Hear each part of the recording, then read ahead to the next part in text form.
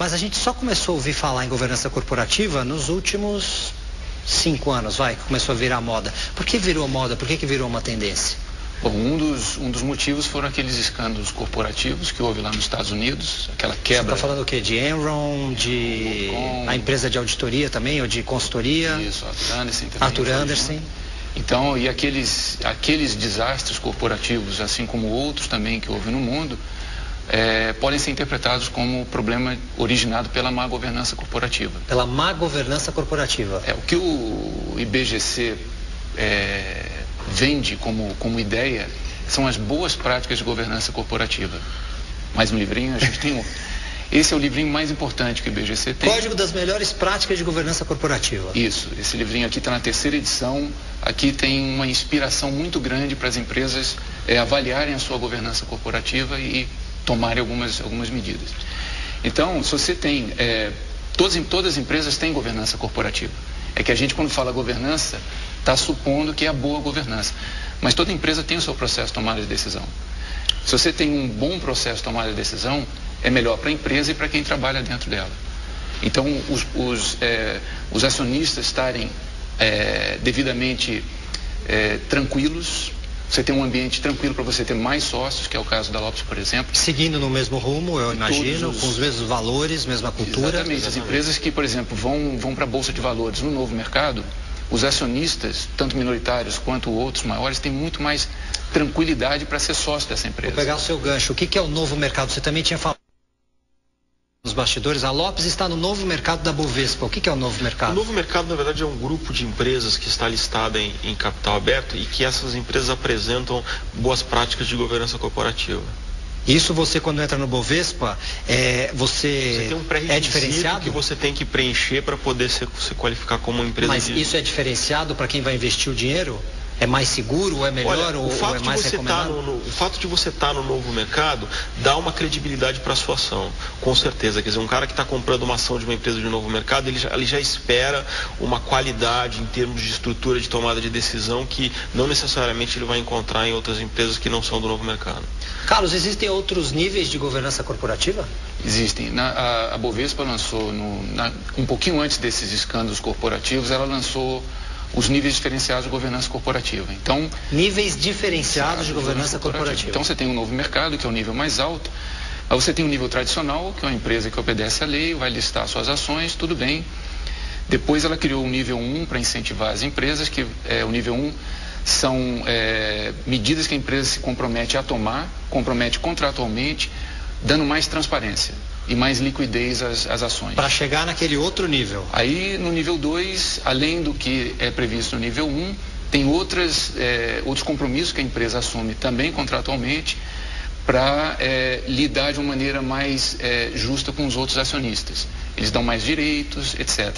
E no novo mercado, a grande diferença é que só tem um tipo de ação. É um tipo de ação, todas as ações são ordinárias, todas têm direito a voto. Isso, de uma maneira geral, reduz conflitos e a coisa fica mais organizada. Então, se eu entendi bem o que vocês estão falando, se eu, por exemplo, estou procurando um emprego, ou se eu recebo uma oferta de emprego como executivo, e eu vejo que essa empresa que está me buscando é uma empresa listada no novo mercado, eu já posso ficar um pouquinho mais tranquilo, ou seja, que essa é uma empresa diferenciada das outras com relação às práticas e ao tratamento que ela dá aos seus funcionários, ao seu futuro, é isso? Sem dúvida. Isso é correto afirmar? É correto afirmar, é uma tendência. O que não quer dizer que não existam empresas que não são listadas, empresas fechadas, que não tenham excelentes práticas de governança corporativa. Isso é um ponto muito importante. Não, com certeza, não existe o perfeito, mas assim, já é um bom caminho. É um bom caminho, é um ótimo sinal. Vocês me ajudam a responder mais uma pergunta? Claro. Meu nome é Jéssica Cremon, eu sou auxiliar comercial e a minha pergunta é: como me desenvolver para uma empresa de governança corporativa? A pergunta quis dizer como se desenvolver para trabalhar numa empresa que tem uma governança corporativa bem estabelecida? O que você entendeu dessa pergunta? Exatamente isso. Entendi que a preocupação dela era exatamente ela como um profissional do mercado, o que ela deve fazer para que quando ela trabalhar numa empresa de governança corporativa, ela possa maximizar as oportunidades dela e ter o crescimento profissional que ela almeja. Eu acho que, da minha experiência própria e do que eu observo, o mais importante é você entender o contexto que a empresa atua, você está olhando quais são as regras que ditam essa governança e como essas regras se traduzem na execução da empresa, né? Quer dizer, vou dar um exemplo específico, né? A Lopes, ela, no momento que ela abriu o capital, ela apresentou a vocação de uma expansão geográfica, dado a expansão do mercado imobiliário. E a execução dessa expansão geográfica, ela se tornou uma oportunidade muito grande de crescimento para todos. Mas, obviamente, somente as pessoas que estavam adequadas e que estavam preparadas para executar essa estratégia de uma maneira clara e objetiva são as pessoas que se desenvolveram e que receberam oportunidades de crescimento dentro da companhia. Então, se preparar, você está dizendo estar em sintonia com as regras que a empresa está ditando para o seu futuro. Exatamente. Agora, você falou em empresas listadas em bolsas, então é muito fácil saber qual é o tipo de governança que essa empresa está adotando. E as empresas que não são listadas em bolsa, como é que eu posso criticar ou caracterizar a governança corporativa dessas outras empresas? Então, a área de governança corporativa é uma área mais reservada das empresas, porque diz respeito aos sócios, exatamente, ao conselho de administração, à diretoria, etc. Mas você, na medida do possível, você pode ver se ela publica relatórios, o tal do relatório anual, que é um documento muito importante. Se você tiver condição de saber se a empresa tem um conselho de administração ou um conselho consultivo, que é um órgão intermediário que você pode usar, né? E aí agora tem outras informações que já são mais difíceis, se os sócios estão organizados, se tem um acordo entre eles. Mas um bom começo, então, pelo que você falou, existe um conselho administrativo, em primeiro lugar, e os relatórios são claros, transparentes e acessíveis, é isso? Eu acho que se você tem um convite, por exemplo, está prospectando uma oportunidade numa empresa de capital aberto, um lugar interessante para você aprender sobre a empresa e ver até o seu fit com essa empresa é o site de relações com investidores da empresa. Porque no site de relações com investidores da empresa, ela vai ter uma visão muito clara de qual é a estratégia dessa empresa, quais são os objetivos, como é feita a tomada de decisão, quem integra o conselho de administração. Isso de capital aberto. Isso de capital aberto. E de capital fechado, então presta atenção. Seria, boa governança corporativa está baseada em 4 princípios básicos. Então vou pedir para você segurar essa ideia no momento. Quer saber quais são os 4 princípios básicos? Então fique com a gente, porque logo após o comercial, pergunte ao Red Hunter, vai falar governança corporativa. Até lá.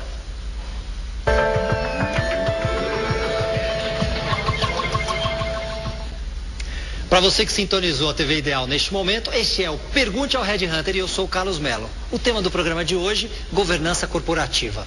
Carlos, você tinha falado em 4 características básicas. Quais são as características? Então, os 4 princípios básicos... 4 princípios, perdão. Tudo bem. Do Código de Governança Corporativa são a transparência, para a gente ver se uma empresa tem boas práticas. Então, se ela tem esse princípio da transparência, de dar informação que o outro lado quer ouvir, ou os outros lados todos. Quem é o outro lado? São os acionistas, são os stakeholders de uma maneira geral. Então você pode limitar os seus stakeholders aos stakeholders da governança, os sócios, o conselho, a diretoria, etc.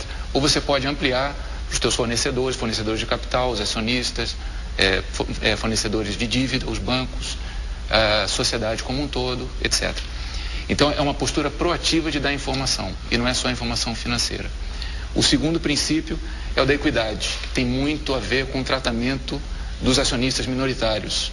Começou muito com isso, mas você pode expandir esse princípio para a empresa como um todo, né? Porque você vai discriminar todos da mesma forma, é isso? De uma maneira criteriosa, porque certo, não dá para tratar todo mundo exatamente igual, mas tratar de maneira criteriosa e evitar discriminações que não façam sentido. O terceiro princípio é muito importante também, que é o de prestação de contas, que não é muito entendido, não é você fazer a sua viagem e apresentar as notas só, né, da sua prestação de contas. Prestação de contas é cada órgão ou cada agente da governança corporativa numa empresa tem um mandato, né? O conselho tem que os negócios, monitorar a gestão. Quando você tem um mandato, você tem que dar satisfação. Então, prestação de contas é você dizer o que você fez, o que você não fez e por quê, e assumir responsabilidade. Então, é um princípio muito forte. E é o seu objetivo, é o seu dever isso. Isso é um princípio Ninguém básico. Tem que te cobrar, você tem que prestar contas do que exatamente, você fez. Se você tem aquele mandato, você tem que dar satisfação para quem te nomeou. Ok. Você não tem que obedecer quem te nomeou. Que, aliás, vou fazer um pequeno parênteses. Na lei das SA, tem uma contradição que ela diz que o acionista, que o conselheiro tem que seguir um acordo de acionistas e, ao mesmo tempo, diz que ele tem que votar com a consciência dele, seguindo alguns deveres. É uma contradição. Lógico, é uma dicotomia. Então, é uma dicotomia e o IBGC se posicionou quanto a essa dicotomia com esse documento, que é a Carta Diretriz, que foi lançado recentemente, que dá uma orientação para como lidar com esse tipo de Qual é a assunto. orientação? Vou pela minha consciência ou vou pelo acordo que eu fiz com os meus acionistas?